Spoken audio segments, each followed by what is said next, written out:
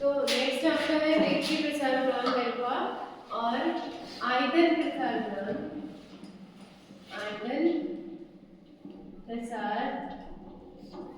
गुणांक गामा में संबंध। जैसे हमने रेखीय प्रसार गुणांक और क्षेत्रीय प्रसार गुणांक में संबंध निकाला था, बीटा इक्वल टू कितना आया था? 2 अल्फा आया था ना। वैसे ही हम इसको निकालेंगे। अब इसमें आयतन प्रसार गुणांक के साथ निकालना है, तो हम एक घन लेंगे, ठीक है? एक घन लेंगे, सपोज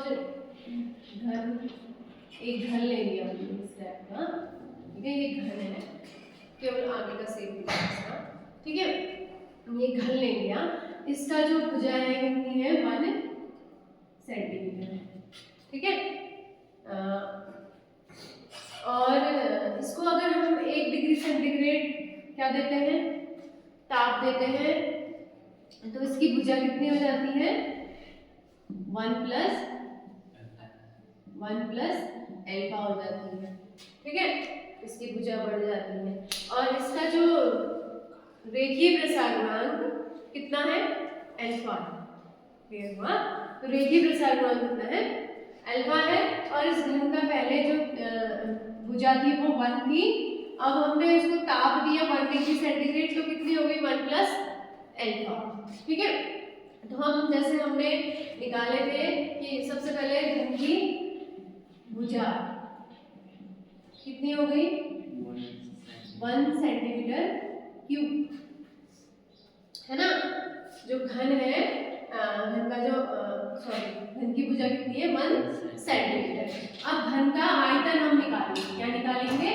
घन का आयतन। घन का आयतन निकालेंगे तो हमारा कितना हो जाएगा? 1 सेंटीमीटर क्यूब, है ना?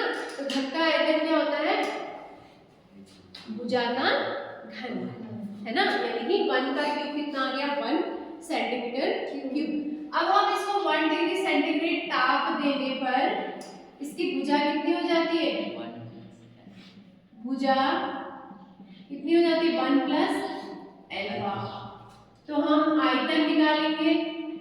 हम आयतन निकालेंगे तो आयतन कितना हो जाएगा? 1 प्लस अल्फा का क्यूब, है ना? कितना हो जाएगा? अब हम निकालेंगे आयतन में वृद्धि। आयतन में वृद्धि निकाल देंगे।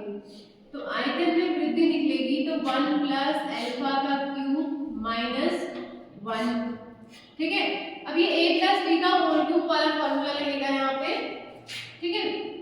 तो ये आ जाएगा 1 प्लस 3a स्क्वायर b यानी कि अल्फा प्लस 3ab स्क्वायर यानी कि 3 alpha square plus b cube यानी कि अल्फा क्यूब माइनस 1। ये 1 से 1 कैंसिल हो जाएगा। तो आपका आयतन में वृद्धि को हम क्या कहते हैं? Delta v। Delta v equals to कितना आ गया? 3 alpha plus 3 alpha square plus alpha cube. अब वही कंडीशन है, अल्फा जो है छोटा सा प्रसार है कि नहीं? तो अल्फा स्क्वायर भी छोटा होगा, अल्फा क्यूब भी छोटा होगा। तो हम अल्फा स्क्वायर और अल्फा क्यूब को क्या कर देंगे? नगण्य मानने पर अल्फा स्क्वायर तथा अल्फा क्यूब को नगण्य मानने पर कितना आ जाएगा? Delta v equals to 3 alpha, ठीक है? अब हम यहाँ से आयतन प्रसार गुणांक गामा बराबर कितना होता है? आयतन प्रसार गुणांक गामा बराबर होता है आयतन में वृद्धि बट्टे प्रारंभिक आयतन इनटू ताप वृद्धि होता है ना? तो आयतन में वृद्धि कितनी है? 3 अल्फा और आयतन पहले कितना था? 1 और ताप वृद्धि भी 1 था। तो यहाँ से हमारा गामा बराबर कितना आ गया? 3 अल्फा। यानी कि जो आयतन प्रसार गुणांक है वो रेखीय प्रसार गुणांक का कितना होता है? 3 गुना होता है ना? अब अल्फा बीटा गामा में हम रिलेशन निकालेंगे। तो अगर हम अल्फा अनुपात बीटा अनुपात गामा लिखते हैं तो अल्फा अल्फा ही लिख देते हैं। बीटा बराबर कितना आया था हमारा? 2 अल्फा, गामा बराबर